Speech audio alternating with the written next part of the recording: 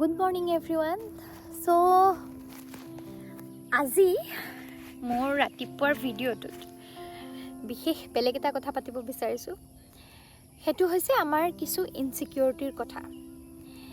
এই হততে আমি ভাবোঁ যে আনৰ লগত তুলনা কৰি আমি নিজকে যথেষ্ট বুলি নাভাবোঁ। আমি ভাবোঁ যে এই আনৰ তুলনাত মই দুৰ্বল, আনৰ তুলনাত মই দেখিবলৈ বেয়া, আনৰ তুলনাত মই চাপৰ বা মই বেছি ওখ নাইবা মই ক্ষীণ বা শকত বা আনৰ তুলনাত মই বেছি কিবা এটা দিশত অলপ কম পাৰ্গত, পঢ়া শুনাৰ ক্ষেত্ৰত বা আনৰ বেলেগ কিবা কোৱালিটিছ আছে যিবোৰ মোৰ নাইবা আমি বহু সময়ত বিশেষকৈ উঠি অহা প্ৰজন্মৰ আজিকালি সামাজিক মাধ্যম ইনষ্টাগ্ৰাম ফেচবুকৰ যুগত উঠি অহা প্ৰজন্মটোৰ মনত থকা আটাইতকৈ ডাঙৰ ইনচিকিউৰিটিটো হ'ল মোক কেনেকুৱা দেখাইছে, আনৰ তুলনাত মই দেখিবলৈ ভাল নে বেয়া, মোক এইদৰে গ'লে কেনে দেখাব, সেইদৰে গ'লে কেনে দেখাব। আৰু এই বিষয়টো আজিকালি সামাজিক মাধ্যমৰ যুগত ইমানেই বেছি গুৰুত্বপূৰ্ণ হৈ গৈছে উঠি অহা প্ৰজন্মটোৰ বাবে যে তেওঁলোক এনে কথাবোৰ ভাবি বহু সময় ডিপ্ৰেশ্যনৰ শিকাৰ হয়।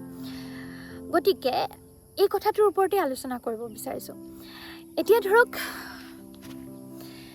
আমি বহু সময়ত এনে কথাবোৰৰ বাবে আমাৰ আত্মবিশ্বাসো দুৰ্বল হৈ যায়। আমি কিবা এটা ক্ষেত্ৰত কিবা এটা কামত যথেষ্ট পাৰ্গত, খুব সুন্দৰকৈ কৰিব পাৰোঁ, কিন্তু যেতিয়া আমি প্ৰত্যেকটো দিন কিবা এটা কৰিবৰ সময়ত শুই উঠি ৰাতিপুৱা বা ক'ৰবালৈ যাবৰ সময়ত আমি নিজকে চাই বা নিজৰ লগত মনৰ ভিতৰতে কথা পাতোঁতে নিজকে I am not good enough বুলি কওঁ যে বা মোক দেখিবলৈ বেয়া লাগিছে বা মোৰ এয়া দুৰ্বলতা বুলি কওঁ, তেতিয়া কি হয় যে আমি নিজৰ আত্মবিশ্বাসটোক সেই কথাটোৰ জৰিয়তে দুৰ্বল কৰি থাকোঁ। আমি নিজেই সেই কথাটোক লৈ নিজৰ ওচৰতে হাৰ মানি লোৱাৰ দৰে হয় আৰু সেই কথাটোৱে আমাৰ প্ৰত্যেকটো কামতেই প্ৰভাৱ পেলায় কথাটোৱে। এতিয়া ধৰক মই যোৱা কেইটামান দিন ধৰি ৰাতিপুৱা শুই উঠি ভিডিঅ'ছ বনাই আছোঁ আৰু মই জানো যে এই ভিডিঅ'খিনি কৰি থাকোঁতে মোক দেখিবলৈ ভাল লগা নাই, চুলিবোৰ জপৰা হৈ আছে, মই শুই উঠি চিধা ওলাই আহিছোঁ, গতিকে একদম পিয়ৰেষ্ট আৰু ফ্ৰেছ অৱস্থা এটাত মই আহি কেমেৰাটো অন কৰি কথা ক'বলৈ আৰম্ভ কৰিছোঁ। আৰু মই এইটোও জানো যে এইদৰে নকৰি যদি একেখিনি কথাই মই ভালদৰে সাজি কাচি ওলাই বা অলপ চাফ চিকুণকৈ এনেকুৱা জপৰা চুলি নলৈ ধুনীয়াকৈ বহি ভাল ঠাই এখনত কওঁ হয়তো ভাল দেখাব। কিন্তু কথাটো হ'ল যে মই এই কথাটোৱে বুজাব বিচাৰিছোঁ যে মোৰ যদি এটা ভেলু মই সৃষ্টি কৰিবলৈ সক্ষম হৈছোঁ, মই নিজৰে এটা মূল্য সৃষ্টি কৰিব পাৰিছোঁ, তেতিয়াহ'লে মোৰ সেই মূল্যটো মোক কেনেকুৱা দেখাইছে, মোৰ চুলিবোৰ জপৰা হৈ আছে নে ধুনীয়া হৈ আছে, ষ্ট্ৰেইট হৈ আছে বা কাৰ্লি হৈ আছে, ষ্টাইলিছ হৈ আছে, মোক দেখিবলৈ কেনেকুৱা লাগিছে, এই কথাটোৰ ওপৰত নিৰ্ভৰশীল একেবাৰেই নহয়। মই যদি মোৰ কামেৰে নিজৰ এটা পৰিচয় সৃষ্টি কৰিব পাৰিছোঁ, মানুহে মোক নিজৰ কামৰ জৰিয়তে চিনি পাইছে, তেতিয়াহ'লে মোৰ কামৰ বাবে মানুহে মোক গুৰুত্ব দিব। আৰু মই দেখিবলৈ যেনেকুৱাই নালাগক, সাজি কাচিয়ে ওলাই থাকোঁ বা জপৰা চুলিৰে ওলাওঁ, মই কোৱা কথাখিনিৰ মূল্য মানুহৰ বাবে সমানেই থাকিব। এই কথাটো আমি বিশেষকৈ উঠি অহা প্ৰজন্মৰ ল'ৰা ছোৱালীখিনিয়ে বুজি লোৱাটো খুব দৰকাৰী। নহ'লে কি হয়, আজিকালি ডিপ্ৰেশ্যন যথেষ্ট বেছি হৈছে। ল'ৰা ছোৱালীক মাক দেউতাকে গালি দি থকা, ঠাট্টা মস্কৰা কৰি থকা, আনৰ লগত তুলনা কৰি থকা বা সামাজিক মাধ্যমত আনৰ চকমকীয়া জীৱনবোৰ দেখি বহু ল'ৰা ছোৱালীয়ে মইতো দুখীয়া, মোৰতো এইখিনি নাই, মইতো এইদৰে কৰিব পৰা নাই, মইতো আনৰ দৰে ইমান ফুৰিব পৰাকৈ মোৰ টকা পইচা নাই, মই আনৰ দৰে সকলো দিশতে পাৰ্গত হ'ব পৰা নাই, এনেধৰণৰ কথাবোৰ ভাবি বহু সময়ত নিজৰে আত্মবিশ্বাস হেৰুৱাই নিজেই মানসিকভাৱে হতাশ হয় আৰু বহুতে এনেধৰণৰ ঘটনাৰ ক্ষেত্ৰত ড্ৰাষ্টিক ষ্টেপো লয়। আনকি ইউটিউবাৰৰ ক্ষেত্ৰতো এনেকুৱা হৈছে যে ফেমাছ ইউটিউবাৰ, চবেই চিনি পোৱা ইউটিউবাৰ, ফলোৱাৰ কাউণ্ট কমি যোৱাৰ বাবে চৰম পন্থাও বাছি লৈছে। গতিকে এই কথাবোৰ, মেণ্টেল হেল্থৰ কথাবোৰ আলোচনা কৰাটো খুব দৰকাৰী হৈ পৰিছে আৰু ল'ৰা ছোৱালীখিনিয়ে এইটো বুজাটো দৰকাৰী যে মই কি হয় সেইটো মোক কেনেকুৱা দেখিছে তাৰ ওপৰত নিৰ্ভৰশীল নহয়। মই যদি নিজৰ কামেৰে নিজৰ এটা ব্যক্তিত্ব গঢ় দি ল'ব পাৰিছোঁ, নিজৰ এটা পৰিচয় সৃষ্টি কৰিব পাৰিছোঁ, তেতিয়াহ'লে মোক আজি কেনে দেখাইছে মই আনৰ তুলনাত দেখিবলৈ কেনেকুৱা, বাহ্যিকভাৱে মোৰ ৰূপটো কেনে, সেইটোৰ ওপৰত মোৰ ব্যক্তিত্বটো বা মোৰ পৰিচয়টো নিৰ্ভৰশীল হৈ নাথাকে। অৱশ্যে ব্যক্তিত্বৰ এটা অংশও নিজকে ৰিপ্ৰেজেণ্ট কৰাটো ভালদৰে। মই যদি আজি বিউটি পেজেণ্ট এটাত যাওঁ তেতিয়াহ'লে সুন্দৰতাটো নিজৰ বাহ্যিক ৰূপটোৰ কথাবোৰ আহিব। মই যদি মডেলিঙত যাওঁ তেতিয়াও কিদৰে কি পিন্ধি গৈছোঁ এই কথাবোৰ আহিব, বা কিছুমান বিশেষ প্ৰফেশ্যনত যাবৰ বাবে এই কথাবোৰ দৰকাৰী। কিন্তু তাতকৈও বেছি দৰকাৰী কথাটো হ'ল যে মই বিউটি পেজেণ্টতে হওক বা মডেলিঙৰ ক্ষেত্ৰতে হওক, আটাইতকৈ বেছি দৰকাৰী বস্তুটো আত্মবিশ্বাস, নিজৰ ব্যক্তিত্বটো কিদৰে মই আনৰ আগত মুকলি কৰি দিব পাৰিছোঁ, সেইটোও কিন্তু আটাইতকৈ বেছি দৰকাৰী।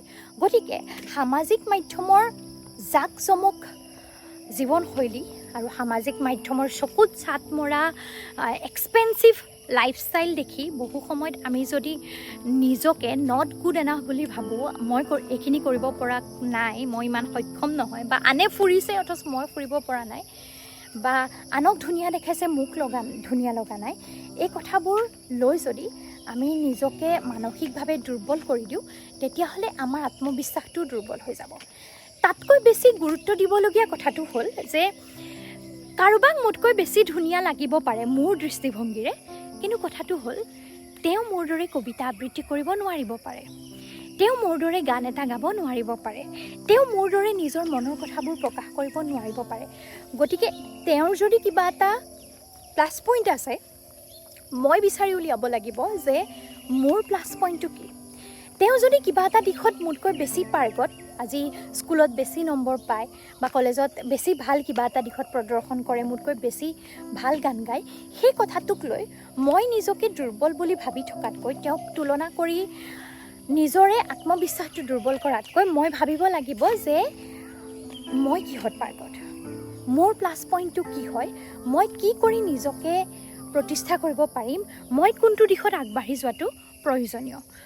আৰু যেতিয়া সেই উত্তৰটো আমি বিচাৰি পাম, নিজৰ আচলতে নিজে কিহত পাৰ্গত, নিজৰ পাৰদৰ্শিতা কিহত, এই উত্তৰটো আমি বিচাৰি পাম, তেতিয়াহ'লে আমাৰ বাবে আটাইতকৈ প্ৰয়োজনীয় কথাটো সেই দিশটোৰ সকলো খুঁটি নাটি মাৰি জানি লোৱা, সেই দিশটোত নিজকে যিমান পাৰি সবল কৰি লোৱা, আৰু তাৰ পাছত কেনে দেখিছে, কিদৰে গৈছোঁ, এই কথাবোৰ আচলতে ছেকেণ্ডেৰী হৈ যায়। গতিকে মই ক'ব খোজা কথাটো হ'ল যে আপুনি যদি আনৰ লগত নিজকে তুলনা কৰি ভাবে যে মই তেওঁৰ সমান পাৰ্গত নহয়, মই তেওঁৰ সমান ধুনীয়া নহয়, মই তেওঁৰ দৰে এই কামটো কৰিব পৰা নাই, তেতিয়াহ'লে আপুনি নিজৰ চিন্তাটো সলনি কৰাৰ প্ৰয়োজন আছে। আপুনি আনৰ লগত নিজকে তুলনা কৰি পুৱা শুই উঠি আৰ্চিখন চাই, আইনাখন চাই, নাইবা নিজৰ লগত নিজেই কথা পতাৰ সময়বোৰত নিজক এইটোহে কোৱাৰ প্ৰয়োজন আছে, মই কিহত পাৰ্গত, মই কি কাম ভালদৰে কৰিব পাৰোঁ, মই নিজক কিদৰে আৰু বেছি সবল কৰি, পাৰদৰ্শী কৰি, নিজক আৰু বেছি আত্মবিশ্বাসী কৰি গঢ়ি তুলিব পাৰোঁ। আৰু আটাইতকৈ প্ৰয়োজনীয় কথাটো, নিজক ভাল পোৱাৰ প্ৰয়োজন আছে। মোৰ মুখত গুটিয়ে উঠি আছে, মোৰ চুলিবোৰ জপৰা হৈ আছে, মই চাপৰ হৈ আছোঁ, ওখ হৈ আছোঁ, শকত হৈ আছোঁ, ক্ষীণ হৈ আছোঁ, মোক দেখিবলৈ কেনেকুৱা লাগিছে, মই কিবা এটা কাম কৰিব নাই পৰা, আনে ভাল নম্বৰ পাইছে, মই নাই পোৱা, এই সকলোবোৰ কথাৰ ঊৰ্ধত মই নিজক ভাল পোৱাৰ প্ৰয়োজন আছে। মই যি কৰিব নোৱাৰোঁ কিয়, মই যি পাৰিছোঁ, যি নোৱাৰিছোঁ, সকলোখিনি জানিও নিজৰ দুৰ্বলতাখিনি মানি লোৱাৰ প্ৰয়োজন আছে, নিজৰ ভাল লগাখিনিক কৰি যোৱাৰ প্ৰয়োজন আছে। আনৰ চকমকীয়া জীৱনশৈলী দেখি, আনক সাজি কাচি থকা দেখি, ধুনীয়াকৈ ওলাই থকা দেখি, আনক ফুৰি থকা দেখি, আনৰ পাৰদৰ্শিতাবোৰ দেখি নিজকে তেওঁৰ লগত তুলনা কৰিবলৈ বাদ দি নিজৰ পাৰদৰ্শিতা ক'ত বিচাৰি উলিয়াওক, নিজকে সবল, শক্তিশালী, অধিক সাহসী আৰু অধিক আত্মবিশ্বাসী কৰি গঢ়ি তোলক। আৰু নিজৰ কি ভাল গুণ আছে সেইখিনি বিচাৰি, আটাইতকৈ দৰকাৰী কথা, নিজক ভাল পাবলৈ শিকক। আৰু নিজক আপুনি যেনেকুৱাই, আপোনাৰ সবলতা দুৰ্বলতা সকলোখিনি আঁকোৱালি লৈ নিজক ভাল পাই জীৱনটো আগবঢ়াই লৈ যাবলৈ শিকক। আনে মোক ভাল পায়নে নাই, আনে মোক গুৰুত্ব দিয়েনে নাই, আনে মোৰ কথা ভাবেনে নাই, মোক সময় দিয়েনে নাই, এইটো আমি সততে ভাবোঁ। কিন্তু তাতকৈ দৰকাৰী কথাটো হ'ল মই নিজক গুৰুত্ব দিওঁনে নাই, মই নিজৰ ভালৰ বাবে কি কৰিছোঁ, মই নিজক ভাল পাওঁনে নাই, মই নিজক নিজেই কিমান সময় দিছোঁ। গতিকে নিজক ভাল পাবলৈ শিকক আৰু সুখেৰে থাকক, জীৱনটো ভাল হওক, সকলোৰে ভাল হওক। অ'কে, আকৌ লগ পাম, বাই বাই।